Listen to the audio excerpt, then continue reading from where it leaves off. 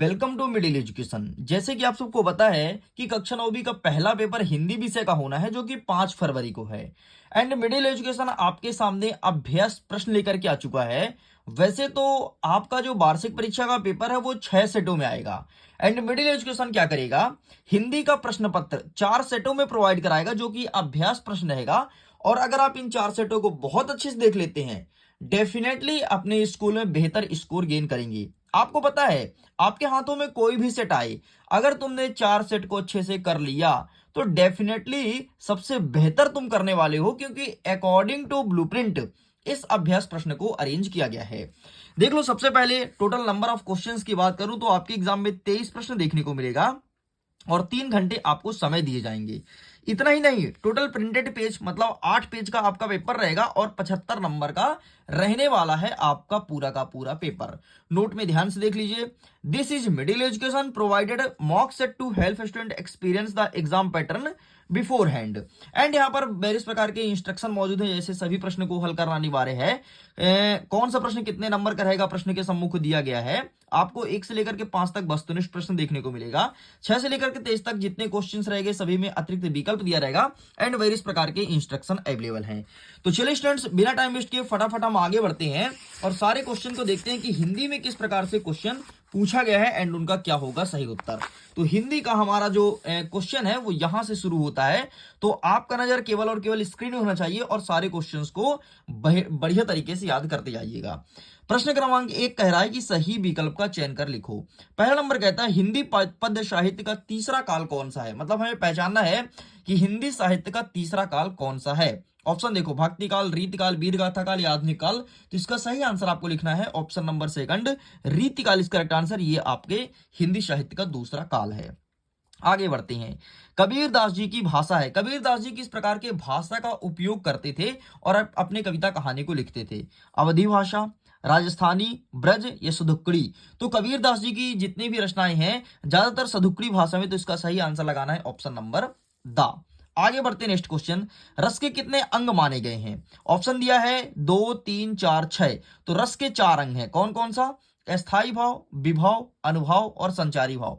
ध्यान रखना, रस के 4 अंग हैं। और अगर मैं रस के प्रकार की बात करूं तो वर्तमान में रस के 11 प्रकार हैं। आगे बढ़ते हैं, नेक्स्ट नेक्स्ट कहता है झूरी ने बैलों को भेज दिया था। कहां भेज दिया था, ससुराल, दादी के घर, नानी के घर या मौसी के घर। तो इसका सही आंसर आपको लिखना है ऑप्शन नंबर आ, ससुराल इस करेक्ट आंसर। उसने अपने बैलों को ससुराल भेज दिया था। थोड़ी मैं इसे जूम करता हूं ताकि आपका नजर प्रॉपर स्क्रीन पे ही होना चाहिए। नेक्स्ट हमारा 5वां नंबर कहता है कि किस समास में दोनों पद प्रधान होता है। ऑप्शन देखो, आपका द्विगु समास या तत्पुरुष, द्वंद्व या अव्ययभाव। तो इसका सही आंसर आपको लिखना है ऑप्शन नंबर 7 द्वंद्व समास इस करेक्ट आंसर। इसमें दोनों पद प्रधान होता है, जैसे माता और पिता, भाई और बहन, ये सब द्वंद्व समास के ही उदाहरण है। आगे बढ़ते हैं, नेक्स्ट कहता है कि सन 1667 में पुनपुन नदी का पानी घुस गया था।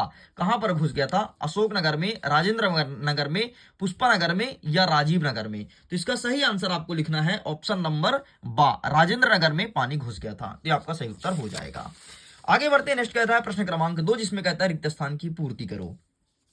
खुलेगी साकल बंद डैश डैश की। तो घर, खिड़की या द्वार, क्या हो जाएगा। तो यहां पर आपको लिखना है द्वार। ठीक, ये सही उत्तर हो जाएगा। नेक्स्ट कहता है मात्रिक छंद में डैश डैश की गणना होती है। तो मात्रिक छंद में मात्राओं की गणना होती है, ध्यान रखना। और अगर यहां पर वर्णिक छंद लिखा होता तो वर्णों की गणना होती।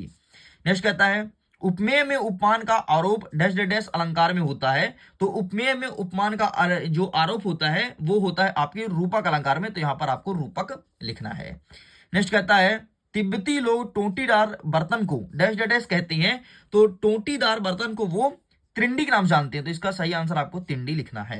नेक्स्ट कहता है वे शब्दांश जो शब्द के आरंभ में लगाते हैं उसे क्या कहते हैं। तो वे शब्दांश जो शब्दों के आगे लगते हैं उसे हमेशा उपसर्ग कहा जाता है, ध्यान रखिएगा। अच्छा, प्रत्यय किसे कहते हैं, वे शब्दांश जो शब्दों के पीछे लगते हैं उसे प्रत्यय कहते हैं। जैसे दूध वाला में वाला प्रत्यय हो जाएगा, ठीक है। और अनुपस्थित में अनु उपसर्ग हो जाएगा। इस प्रकार से उपसर्ग और प्रत्यय होती है। नेक्स्ट कहता है 6वां नंबर, नानी के मन में डैश डैश के प्रति की आजादी के प्रति जुनून था। तो नानी के मन में देश के आजादी प्रति जुनून था। तो यहां पर आपको देश लिखना है। इतना ही नहीं स्टूडेंट्स, अगर इसके पीडीएफ को डाउनलोड करना चाहते हो, लिंक डिस्क्रिप्शन बॉक्स में है, चेकआउट कीजिए, इसके पीडीएफ को जल्दी से करके डाउनलोड कीजिए। आगे देखते हैं, प्रश्न क्रमांक 3 कह रहा है कि निम्नलिखित कथनों में से सत्य और असत्य बताना है। यह भी 6 नंबर का प्रश्न रहने वाला है, ध्यान रखिएगा। हमारा पहला नंबर कहता है कि माखनलाल चतुर्वेदी की रचना साहित्य के देवता है, तो बिल्कुल गलत है। नेक्स्ट कह रहा है रामचरितमानस एक खंड काव्य है, नहीं, रामचरितमानस एक महाकाव्य है। लेखिका महादेवी वर्मा के बाबा फारसी और उर्दू भाषा के जानकार थे, तो बिल्कुल आपको सही लगाना है, ये आपका सत्य हो जाएगा। नेक्स्ट कह रहा है कि खाना एक क्रिया शब्द है, तो बिल्कुल सही है, खाना एक क्रिया है, ठीक है। खाना, पढ़ना, लिखना, हंसना, रोना, ये सारी क्रिया कहलाता है।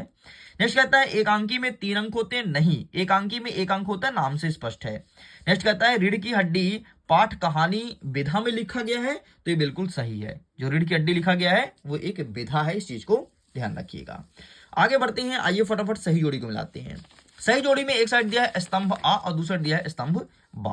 पहला नंबर कहता है ग्रामश्री, तो इसका आपको लगाना है यहां पे सुमित्रा नंदन पंत हो जाएगा, ये हो जाएगा आपके पहले का उत्तर।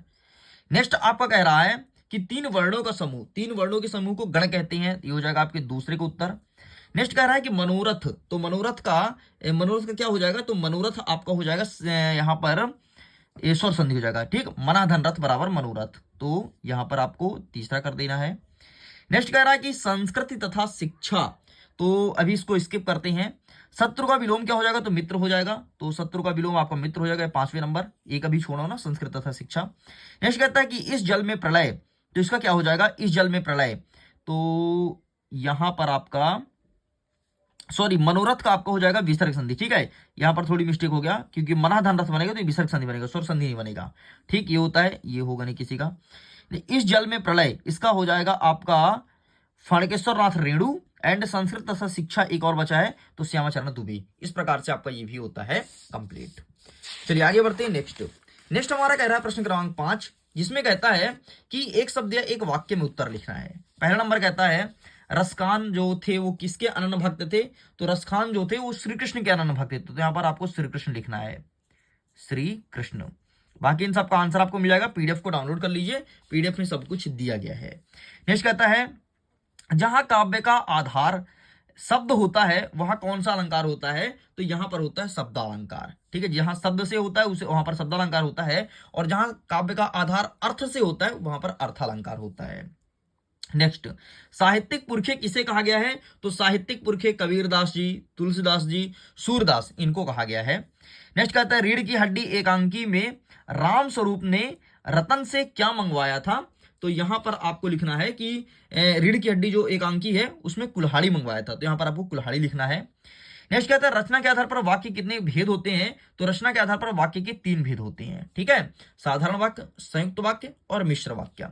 नेक्स्ट कहता है लेखिका मृदुला गर्ग के नाना पढ़ाई करने कहाँ गए थे, तो इनके जो नाना थे वो पढ़ाई करने के लिए लंदन गए थे, तो यहाँ पर लंदन लिखना है, लंदन या लंदन कुछ भी लिख सकते हो, ठीक है। तो इस प्रकार से आपका ये होता है सही उत्तर कंप्लीट। अब देखो यार, जितने भी आंसर्स दिखाऊंगा मैं आपको मोबाइल फोन में दिखाऊंगा, ठीक है, बकायदे सारे आंसर्स का पीडीएफ है, और यही पीडीएफ आपको मिलेगा, लिंक डिस्क्रिप्शन बॉक्स में जाकर के डाउनलोड कर सकते हो। तो पहले हम प्रश्न देखेंगे, फिर क्रमशः एक एक चीज का अथवा सही उत्तर देखेंगे, टेंशन मत लो, फटाफट आप सब तैयार हो जाइए।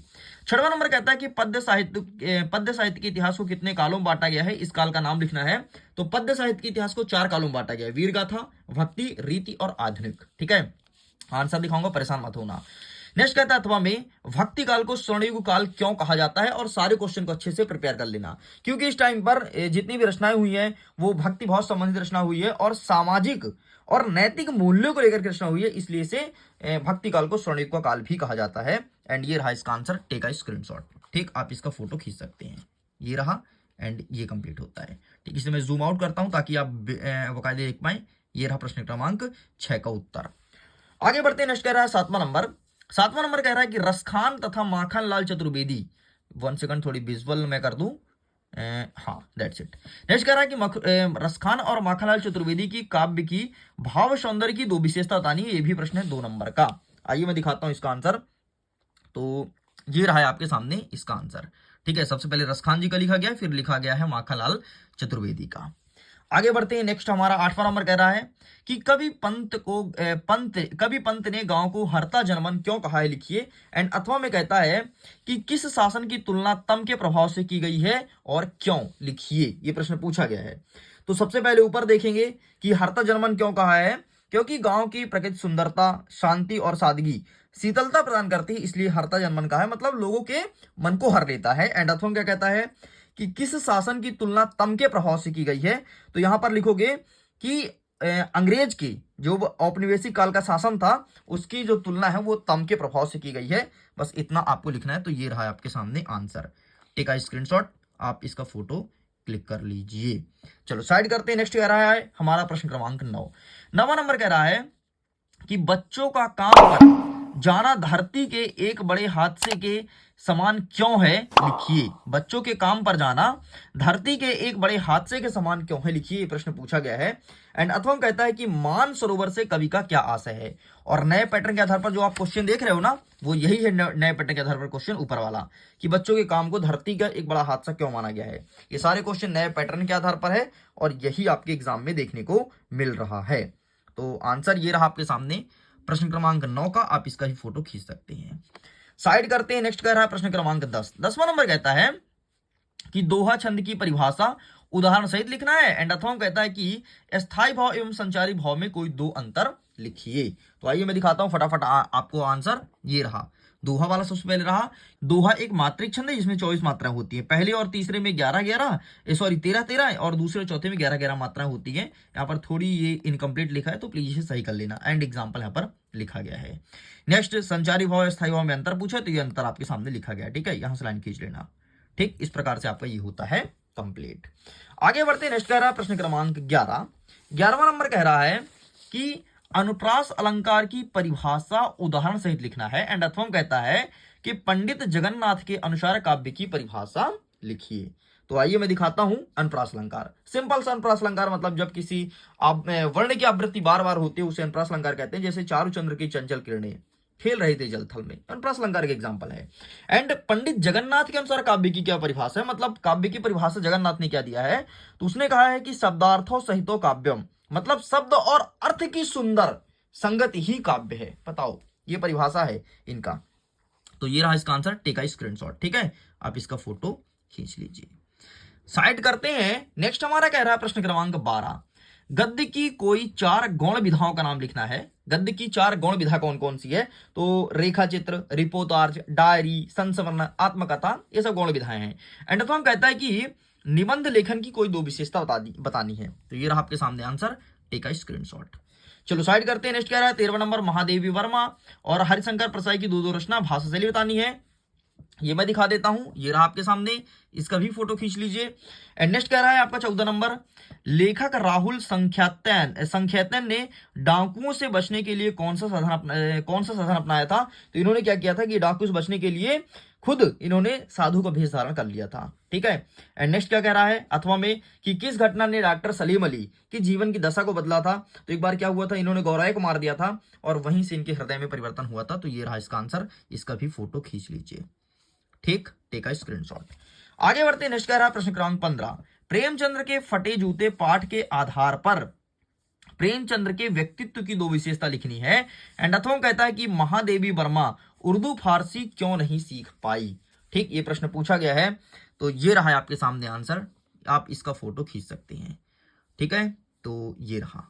चलिए आगे बढ़ते हैं। नेक्स्ट कह रहा है हमारा 16 नंबर कि निम्नलिखित मुहावरे का अर्थ बताते हुए वाक्यों में प्रयोग करो। जैसे अंधे की लाठी एकमात्र सहारा और ईद का चांद। ईद का चांद होना मतलब बहुत दिनों बाद दिखाई देना। एंड अथवा कहता है निपात शब्द की परिभाषा उदाहरण सहित लिखिए। तो ये रहा है आपके सामने निपात शब्द। ठीक, बाकी ऊपर भी दिया गया आंसर। निपात शब्द भी रहा, ये रहा। बस इसका आप फोटो खींच लीजिए। 17 नंबर कह रहा है कि फाणकेश्वर नाथ रेणु के मित्र का नाम बताना है। ये नए पैटर्न के आधार पर क्वेश्चन है। तो यहाँ पर आपको नागार्जुन लिखना है और राजकमल चौधरी, ये इनके मित्र थे। भाई फर्जी नाम नहीं लिखना है कि कुछ भी लिख दो, अपना नाम लिख के चले आओ, नहीं, सच में इनके 2 मित्र थे, नागार्जुन और राजकमल चौधरी। एंड अथवा कहता है रीढ़ की हड्डी एकांकी का उद्देश्य लिखना है। एंड ये रहा है आपके सामने रीढ़ की हड्डी एकांकी का उद्देश्य। ठीक, तो 17 नंबर का आंसर यहाँ पर लिखा गया है। प्लीज इसका फोटो खींच लीजिए। चलिए जी, पेज को चेंज करते हैं, नेक्स्ट बढ़ते हैं प्रश्न क्रमांक 18 की तरफ। 18 नंबर कहता है कि निम्नलिखित काव्यांश का आपको संदर्भ प्रसंग सहित भावार्थ मतलब अर्थ बनाना है। प्रेमी ढूंढत मोह फिरो, प्रेम न मिलिए कोई। आपको पता है 2022 में पूछा है, 23 में भी पूछा गया है क्वेश्चन, एंड 24 में भी पूछा गया है, 25 में डेफिनेटली देखने को मिलेगा। एंड अथवा में देख लो एक और दिया गया है। तो आइए फटाफट अभी इनका आंसर मैं दिखा देता हूं। तो ये रहा सबसे पहले आपका प्रेमी वाला, ठीक है, जो पूछा गया था प्रश्न। इसे मैं थोड़ी जूम आउट करता हूं, एंड ये रहा, ठीक। तो इसका स्क्रीनशॉट ले लो। यहाँ पर संदर्भ है कि ये दोहा संत कबीर द्वारा रचित है और प्रेम की सच्चाई भावना को व्यक्त करते हैं। प्रसंग में क्या लिखोगे? यह दोहा कबीर जी के कबीरदास के सच्चे प्रेम की खोज में भटकने की बात कहते हैं और प्रेमी जन के मिलने पर जीवन के हर दुख दर्द को समाप्त होने की व्याख्या करते हैं। एंड भावार्थ में यहाँ पर लिखना है। अथवा में देख लो, ये रहा। एंड यहाँ पर संदर्भ प्रसंग एंड भावार्थ ये आपको लिखना है। चलो साइड करते हैं। नेक्स्ट कह रहा है प्रश्न क्रमांक 19 नंबर कह रहा है निम्नलिखित गद्यांश की संदर्भ प्रसंग सहित व्याख्या कीजिए। ठीक है, यहाँ पर देख लो, ये दो बैल के बारे में पूछा गया है। एंड अथवा कहता है कि विलासता की सामग्री, ये वाला पूछा गया है। ठीक है, पूरा आप देखना चाहते हो तो मैं थोड़ी जूम आउट कर देता हूं ताकि बाकायदे आप क्वेश्चन को देख सकें। ठीक है, तो ये रहा क्वेश्चन आपका पूरा। बाकी आइए हम इसका आंसर फटाफट दिखा देते हैं। ये रहा है आपके सामने इसका आंसर। प्लीज आप इसका फोटो खींच लो 19 नंबर का। एंड ये यहाँ पर अथवा लिखा गया है एंड अथवा का आंसर यहाँ पर अवेलेबल है। आगे बढ़ते हैं। नेक्स्ट कह रहा प्रश्न क्रमांक 20, जल है तो कल है, इस पर एक अनुच्छेद लिखना है। एंड अथवा कहता है, नेक्स्ट क्वेश्चन देख लीजिए आगे का, कि वार्षिक परीक्षा की तैयारी के संबंध में दो मित्रों के बीच आपको संवाद लिखना है। तो ये रहा आपके सामने जल है तो कल है। ठीक है, इसका फोटो खींच लो। एंड मित्रों का संवाद, रवि, अरे अमिता, वार्षिक परीक्षा की तैयारी तुम्हारी कैसी चल रही है? एंड अमित क्या बोलेगा, फिर रवि अमित, इनकी बातचीत पूरा यहाँ पर लिखा गया है। यहाँ पर चाहो तो आप अपना नाम लिख सकते हो, अपने दोस्त का नाम, और बातचीत आप अपने हिसाब से भी लिख सकते हो। आगे बढ़ते हैं। नेक्स्ट कह रहा है 21 नंबर, कि अपठित काव्यांश को पढ़ना है और गद्यांश को पढ़ना है। जो प्रश्न पूछा है उसका उत्तर देना है। ठीक है, ये गद्यांश यहाँ पर दिया गया है। ठीक है, और इसका प्रश्न नीचे यहाँ पर लिखा है। अथवा वाला देख लीजिए, विद्या अमूल्य अनश्वर तथा सर्वोच्च धन है। अन्य सभी प्रकार के धन कभी ना कभी नष्ट भी हो जाते हैं, इस प्रकार से लिखा गया है। एंड ये रहा आपके सामने इसका आंसर, इसका क्वेश्चन। ठीक है, तो अब चलिए फटाफट इसका आंसर हम दिखा देते हैं। आंसर हमारे पास अवेलेबल है, आप इसका उपयोग करके और बढ़िया पीडीएफ को डाउनलोड कर लीजिएगा, अपने पढ़ाई को बेहतर कर सकते हैं। ठीक है, ये प्रश्न पूछा गया, देख लो। पहला पूछा गया है, सुनागरिक शब्द का उपसर्ग तथा मूल शब्द को अलग करो, तो उपसर्ग हो जाएगा सु और जो आपका मूल शब्द हो जाएगा नागरिक। ठीक है, नन्ही चींटी क्या विशेषता है? तो नन्ही चींटी श्रमजीवी तथा सामाजिक प्राणी है, उसका छोटापन छिपा नहीं रहता। ठीक है, ये लिखना है। एंड नेक्स्ट क्वेश्चन देख लो, इस प्रकार से होता है कंप्लीट। अथवा देख लो, गद्यांश एक और दिया गया जो विद्या अमूल्य वाला। एंड ये जो प्रश्न पूछा है कि रावण के पास सबसे अमूल्य धन कौन सा है, तो सबसे अमूल्य धन विद्या धन था। ठीक है, और नेक्स्ट, कौन सा धन कभी नष्ट नहीं होता, तो विद्या धन कभी नष्ट नहीं होता है। पराजिता का विलोम क्या हो जाएगा, तो विजयी हो जाएगा। एंड नेक्स्ट कहता है कि इसका शीर्षक क्या है, तो विद्या का अमूल्य महत्व। बस इतना आपको याद करना है। चलिए आगे बढ़ते हैं अंतिम पेज की तरफ। एंड हमारा प्रश्न क्रमांक 22 कह रहा है कि अपने प्राचार्य को पत्र लिखो। क्यों लिखना है? स्थानांतरण प्रमाण पत्र हेतु। एंड अथवा कहता है कि प्रातःकालीन सैर के लाभ बताते हुए छोटे भाई को पत्र लिखना है। एंड यहाँ पर 23वां नंबर दिया गया है कि किसी एक पर आपको निबंध लिखना है। एंड यहाँ पर कुछ पॉइंटे मेंशन है। तो आइए हम देखते हैं फटाफट प्रश्न क्रमांक 22 का उत्तर। ये रहा है आपके सामने। ठीक है, स्थानांतरण प्रमाण पत्र हेतु, तो यहाँ पर पूरा लिखा गया है। यहाँ पर देखो, स्कूल कॉलेज का नाम अपने हिसाब से लिख लेना, जिस स्कूल का नाम लिखना होगा। एंड यहाँ पर अपने स्थान लिख लेना, बाकी सब सेम कर देना। एंड यहाँ पर आपको अपना नाम लिखना है। मैं कुछ ब्लैंक स्पेस छोड़ दिया हूँ, ठीक है, ताकि सब में काम आए। एंड यहाँ पर आपको अपना नाम लिखना, अपना रोल नंबर, अपनी तारीख लिखना। ठीक, तो ये मैं स्किप कर दिया हूँ, अपने हिसाब से देख लेना। प्रातःकालीन सैर वाला, तो ये रहा, यहाँ पर भी छोड़ दिया हूं आपका नाम, तो यहाँ पर अपना नाम लिखना, बाकी पूरा सेम कर देना। एंड अंतिम जो आपसे पूछा गया है कि निबंध लिखो, तो निबंध जो तुमको ठीक लगे, निबंध तुम्हारे पास अवेलेबल होगा, इसलिए इसे मैं नहीं दिखा रहा हूं। तो इस प्रकार से स्टूडेंट सब कुछ कंप्लीट कर दिया हूं। प्लीज जाइए जाकर के सारे क्वेश्चन के आंसर को बहुत अच्छे से प्रिपेयर कर लीजिए। अगर एग्जाम में टॉप करना चाहते हैं, इसका पीडीएफ डाउनलोड कीजिएगा with solution, link description box में दिया गया है। इंस्टाग्राम पे जुड़िए, व्हाट्सएप में जुड़िए, सबका लिंक डिस्क्रिप्शन बॉक्स में है। मन में कोई डाउट हो तो आप मुझे मैसेज भी कर सकते हैं मेरे व्हाट्सएप नंबर पे। Okay, thank you.